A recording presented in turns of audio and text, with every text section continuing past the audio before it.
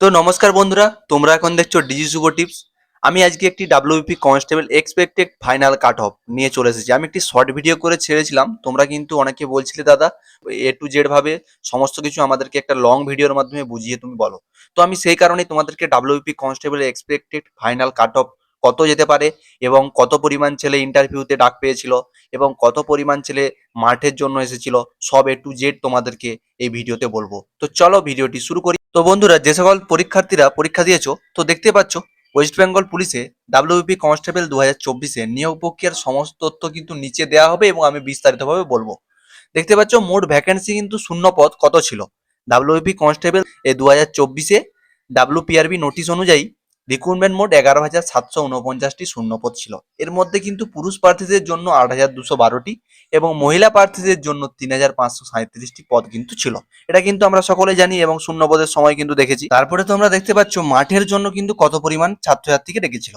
মাঠের জন্য পিএটি ও পিএমটির জন্য কতজন স্টুডেন্টকে ডাকা হয়েছিল লিখিত পরীক্ষার ফলাফলের ভিত্তিতে মোট 60,170 জন প্রার্থীকে কিন্তু ডাকা হয়েছিল। শারীরিক মাপযোগ ও দক্ষতার পরীক্ষা মাঠের জন্য কিন্তু নির্বাচিত শর্ট লিস্ট করা হয়েছিল। এবারে তোমরা কিন্তু লিস্টও দেখে নিয়েছিলে, 60,170 জন প্রার্থীকে কিন্তু ডাকা হয়েছে 48.50-র মধ্যে। আর মেয়েরা হচ্ছে 36 এবং ইডাব্লিউএস 28, ইডাব্লিউএস মেয়েদের 12 গেছিল মাত্র। ওবিসি এ হচ্ছে 41.50 এবং ওবিসি এ হচ্ছে মেয়েদের গেল 24.75। ওবিসি বি হচ্ছে 41.25, মেয়েদের কিন্তু ওবিসি বি 27। মেয়েদের কিন্তু কাট অফটা কম গিয়েছিল সে অনুপাতে। তারপরে এসটি দেখতে পাচ্ছ মেল গিয়েছিল 32.50, তারপরে ফিমেল 27.25। তারপরে এসসি হচ্ছে ছেলেদের গিয়েছিল 39.75 আর মেয়েদের গিয়েছিল SC 26.75। Main exam cut off 85-র মধ্যে কিন্তু গিয়েছিল। তো রিটেন এক্সামে একটা লক্ষ্য করো, ওবিসি এ বি এবং এসটি এসসি এর কিন্তু বেশি ফারাক নেই, ছেলেদের কিন্তু বেশি পরিমাণ ফারাক নেই, কিছু পরিমাণ ফারাক কিন্তু আছে। ছেলে মেয়ে সবারই ক্ষেত্রে দেখো এসটি এসটি ওবিসির বেশি ফারাক নেই। তারপরে তোমরা দেখতে পাচ্ছ final cut of. Final cut of কত যেতে পারে, যেটা তোমাদের মনে অনেকের প্রশ্ন হচ্ছে। আমি জাস্ট কিন্তু সম্ভাব্য বলবো, তোমরা হয়তো পরে গালি দেবে যে দাদা এটাই বলেছিল এটাই হলো না। আমি জাস্ট তোমাদেরকে একটা অ্যানালাইসিস করে সম্ভাব্য কাট অফ বলবো।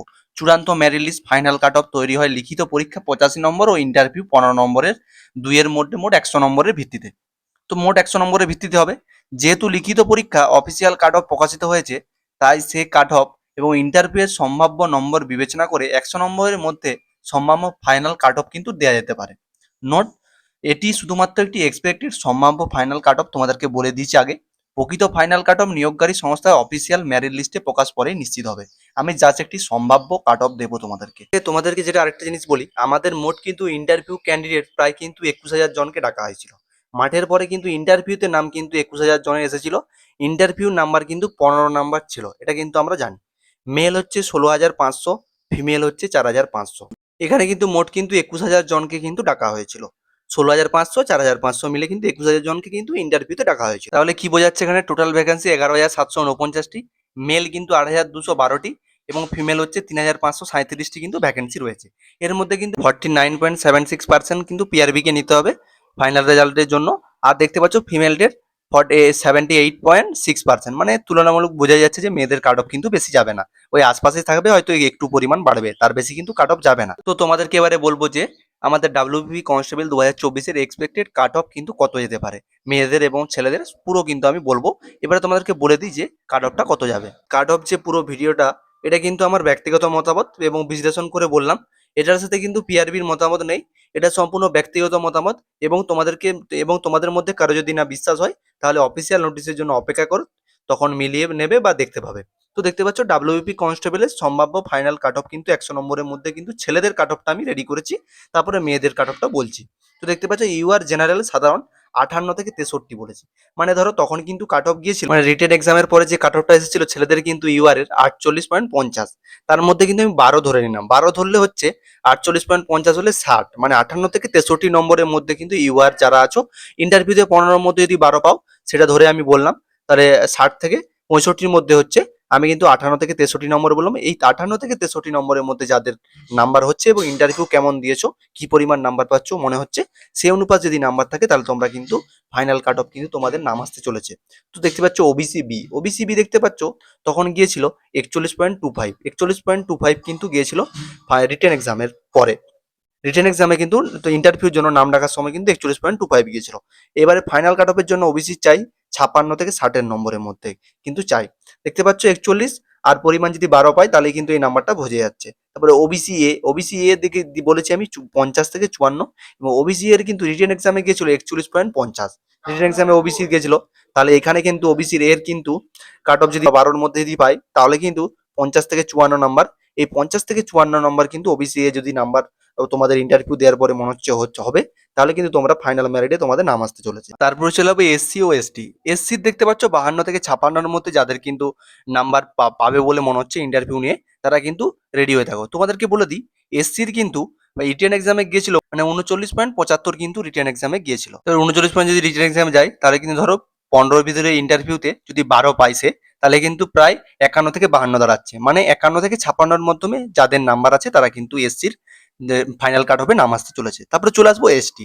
এসটির কিন্তু রিটেন এক্সামে গিয়েছিল 32.50, মানে রিটেন এক্সামে গিয়েছিল। এবারে 32-এর সাথে যদি 15-র মধ্যে আমি 12 ধরি তাহলে কিন্তু চলে যাচ্ছে 45। 45 থেকে 49-এর মধ্যে যাদের নাম্বার আছে তারা কিন্তু এসসির ক্যান্ডিডেটদের কিন্তু ফাইনাল কাট অফ আসতে চলেছে এবং ছেলেদের কিন্তু এই কাট অফ যাবে কিন্তু এই জেনারেল, ওবিসি, এসসি, এসটি এই কাট অফ কিন্তু আশা করা যাচ্ছে সম্ভাব্য।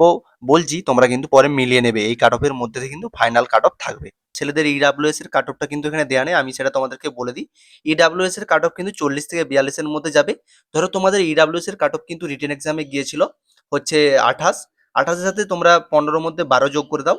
12 যোগ করে দিলে কিন্তু 28 আর 12 কিন্তু 40 হয়ে যাচ্ছে। 40 থেকে 42-এর মধ্যে কাট অফ যাবে ইডাব্লিউএস। তারপরে চলে আসবো ডাব্লিউবি কনস্টেবল 2024-এ মেয়েদের সম্ভাব্য ফাইনাল কাট অফ। দেখতে পাচ্ছ তোমরা চলে এসেছি ইউআর জেনারেল 42 থেকে 45-এর মধ্যে। ইউআর জেনারেল কিন্তু মেয়েদের কিন্তু 36 গিয়েছিল রিটেন এক্সামে, আর 12 ধরলে আমি 15-ই, তাহলে কিন্তু এই নাম্বারটা দাঁড়াচ্ছে 42 থেকে 45 নম্বর যাদের আছে তারা ফাইনাল মেরিটে নাম আসতে চলেছে। তারপর ওবিসি বি হচ্ছে 37 থেকে 40, তারপরে ওবিসি এ কিন্তু 42 থেকে 45 নম্বর, এসসি হচ্ছে 38 থেকে 41, এসটি হচ্ছে 36 থেকে 28, ইডাব্লিউএস হচ্ছে 22 থেকে 24। ইডাব্লিউএস কিন্তু মেয়েদের কিন্তু 12 গিয়েছিল রিটেন এক্সামে, তাই কিন্তু কম যাবে। তোমাদেরকে বলে দিই, তোমরা হয়তো অনেকে বলবে ওবিসি আর এসটির মধ্যে কিন্তু কোনো ফারাকই নেই। তো হ্যাঁ, সত্যি ফারাক নেই বলতে রিটেন এক্সামে কিন্তু এসসি ওবিসি কিন্তু এই পরিমাণ নাম্বার গিয়েছিল, সেটা কিন্তু দেয়া আছে, তোমরা দেখে নেবে। রিটেন এক্সামে কিন্তু কম গিয়েছিল, সে অনুপাতে কিন্তু 15-12 হিসাব করে কিন্তু আমি এটা করেছি ইন্টারভিউতে। এই নাম্বারটা কিন্তু আমি ক্যালকুলেট করেছি। তো তোমরা দেখে নেবে এসসি এসটি ইডাব্লিউএস তোমাদের কি নাম্বার হচ্ছে।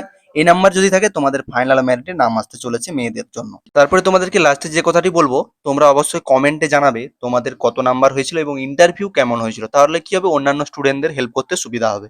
তো তোমরা অবশ্যই কমেন্টে জানাবে, যে কোনো প্রবলেম থাকলে অবশ্যই কমেন্ট করবে, আমি কিন্তু সবাইকে তৎক্ষণিক রিপ্লাই দিয়ে থাকি এবং হেল্প করে থাকি যে কোনো কমেন্টে। তো তোমরা কমেন্ট অবশ্যই করবে, কমেন্ট করলে আরো অন্যান্যদের সুবিধা হবে। তো চলো টাটা বাই বাই, দেখা হচ্ছে নেক্সট ভিডিওতে। যদি তোমরা এখনো আমার চ্যানেলটি সাবস্ক্রাইব না করে থাকো সাবস্ক্রাইব করে দেবে, এবং যদি এখনো ফেসবুক পেজটি না ফলো করে থাকো ফেসবুক পেজটি ফলো করে দেবে। তো চলো টাটা বাই বাই, দেখা হচ্ছে নেক্সট ভিডিওতে।